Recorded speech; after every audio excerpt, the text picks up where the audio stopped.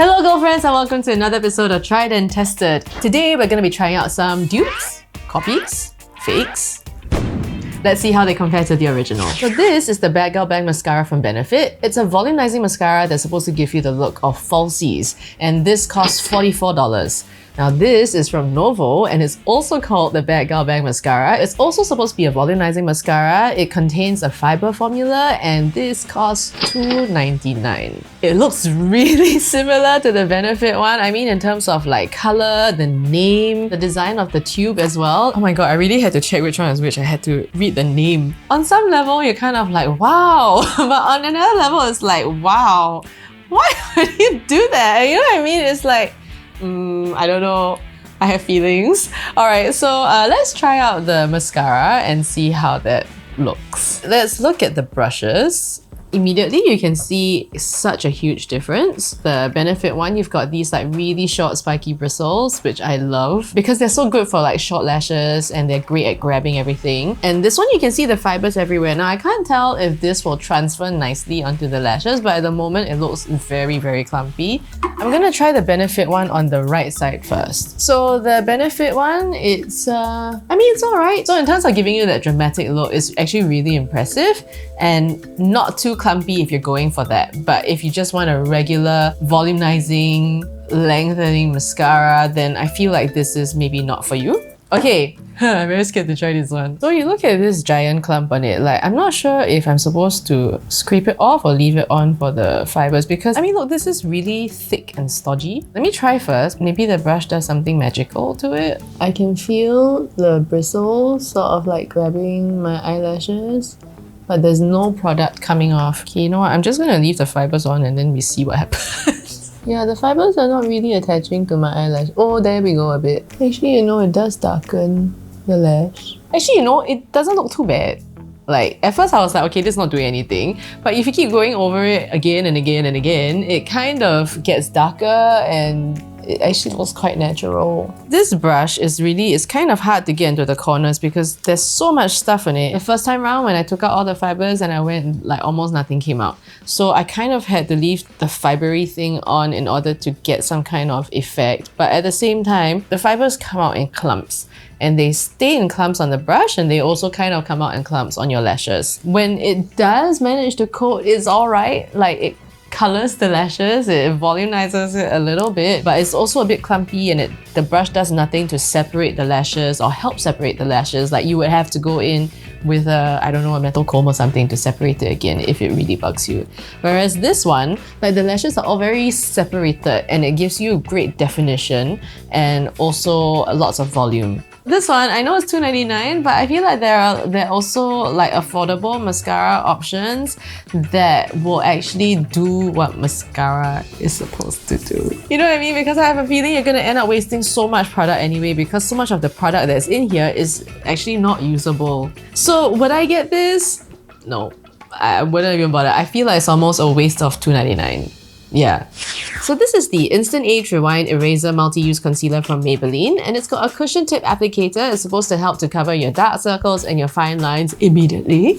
And this is from MACFEE and it's an eraser concealer pen. So the Maybelline one is $19.90 and the MACFEE one is $3.59. The MACFEE bottle is actually heavier. So for me, when products are heavier, I actually associate that with like just a little bit more expensive. I like when products feel nice and heavy. When you look at it, they actually look very similar. They both have this cushion tip. The MACFEE one is a bit more like a sponge. It's like more of a smooth outside tone, whereas the Maybelline one is it's a bit like a cushion. It's got these like fluffy bits outside. Okay, I'm gonna try the Maybelline one on the right and the MACFEE one on the left. In terms of application, I prefer the Maybelline one because I feel like the cushion helps to diffuse the product better.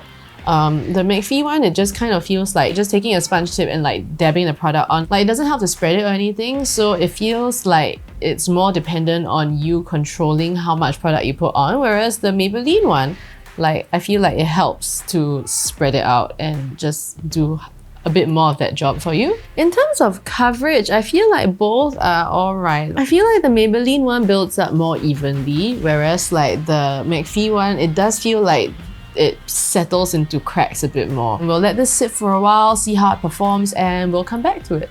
Okay, so now it's been an hour. I've been sitting here in this concealer. It's interesting because I was kind of expecting the MACFEE one to settle into the lines a little bit more because of the initial texture, how it's a little bit thicker.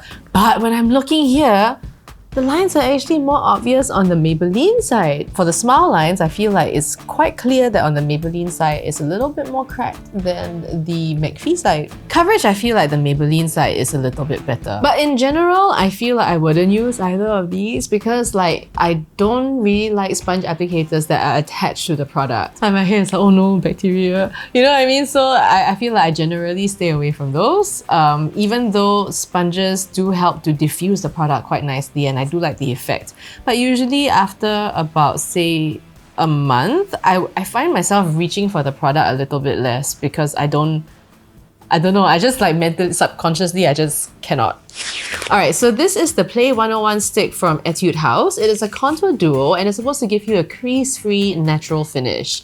This is from BIOAQUA. It's the Phase 109 stick, also a contour duo. So this is $24 and this is, guess the price?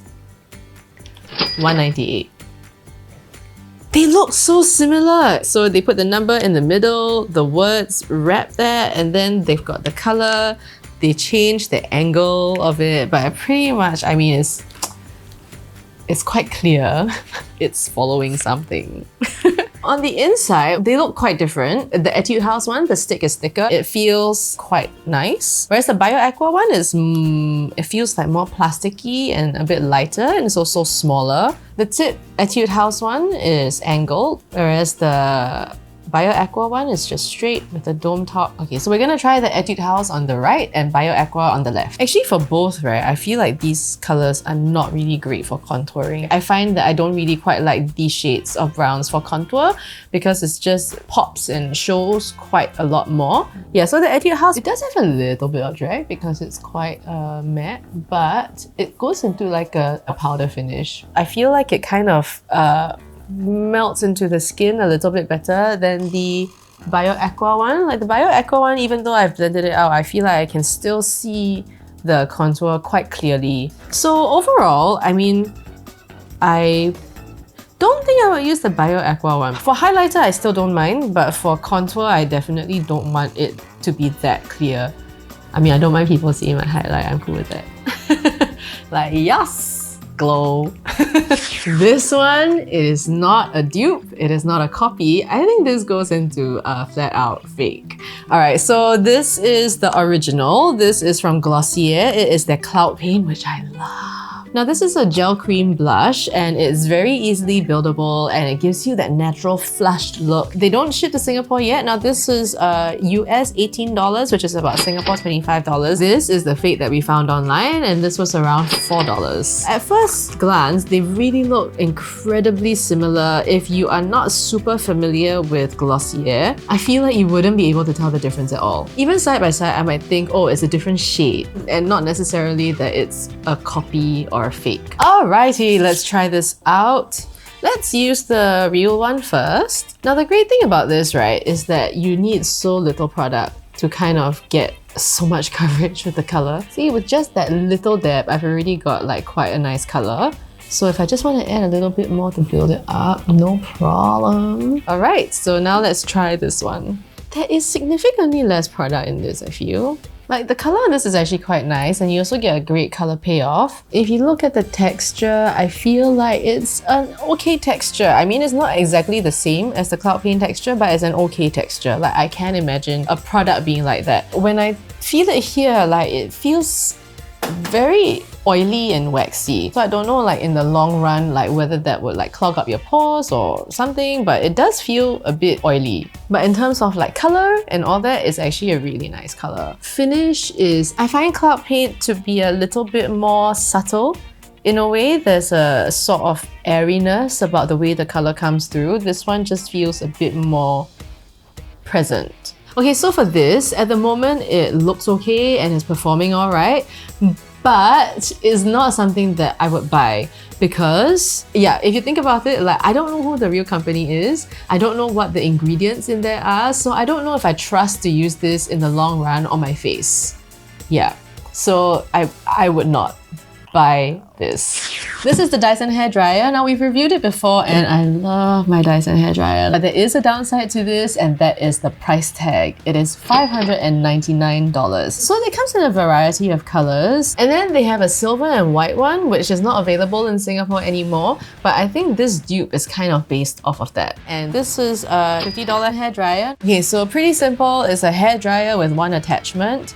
The thing is, it's got that cylindrical shape that the Dyson is known for. It doesn't use the same kind of technology. You have a motor in here. They've got an additional feature, which is that it can fold. Ta-da! The Dyson hairdryer has got that hole right here. They have a few different attachments. So normally I wouldn't want to compare hairdryers like that, but it's quite clear that this was inspired by the Dyson, I think. You can see that they're both matte. In terms of shape, there are a lot of similarities. So for the IUIGA one, they have a cool shot as well as 2 speed settings. Pretty basic. For the Dyson one, you have the heat settings, and then you have the fan, and then you also have a cool shot and an on-off button. And also, you can remove this to clean the filter. Alright, so let's try this out. The power at 2 and the power at the cool shot are actually, I think, the same. So at 2, the air is quite hot, but at the cool shot, it actually takes a while before it becomes cooler. So you need to wait to let that transition. And at 1, it's actually really weak. For the cool shot, it's not cool, but it does manage to kind of get into a cooler range. What is great about the Dyson is that there are a lot of permutations. Like there are 3 fan levels, and then for the heat, you can like bring it quite hot, and then you can bring it to when there's no heat at all. I mean, there is a no heat option also. It's pretty much like almost like room temperature air, and then for the cool shot, it actually turns cool. So it's not just room temperature, it cools it down. Whereas with this one, when it goes cool, it's not that much cooler. So in terms of fan speed and power, like the Dyson, it has more variation and is also much stronger. Yeah, I feel very bad. I don't know why I feel so bad comparing these two. Like, I understand taking on an aesthetic, but like if you take on an aesthetic of something that is so it's just technologically like far superior, because I mean they spent so much money on R&D and they spent so many years doing all of that and really perfecting this system. And yes, it's a crazy price tag, but I think that also to kind of really go after that, it kind of sets it up for you to kind of go like, oh, but you can't do this, this, and this. But on the other hand, maybe they just appreciate the aesthetic and want to adopt some of that, which is like, okay, I get it. Basically, it's a very basic hairdryer. It's only 2 speed settings though, which I think there are some maybe around this price range that can have like more than that. But in terms of like size and weight, I think it's quite good actually. Yes, and I really like that it folds. As a $50 hairdryer, it's okay, it seems alright on its own. I'll probably go home and test it out on my wet hair. I feel like I don't even want to compare these two. Yeah, I just think it's just way too far apart. Alright, I'm gonna try out this ETUDE hairdryer. Let's go!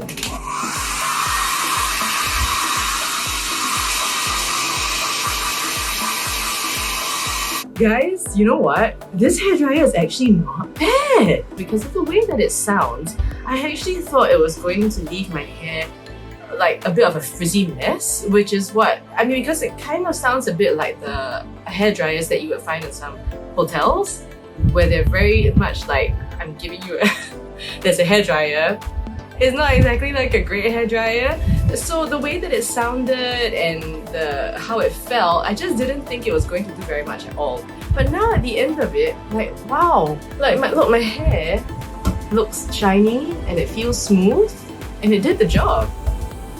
I'm very impressed. Okay, so I guess to end of this episode, maybe we just kind of like wrap it all up because we had dupes, we had copies, we had fakes, and we're trying to figure out like which falls where. So dupes are cheaper products that are comparable to the more expensive version. And I think that that's always great to have options for different price points. And I am totally here for that because I feel like inspiration can go both ways because there are more expensive brands that draw inspiration from the less expensive brands and the less expensive brands that draw inspiration from the more expensive brands.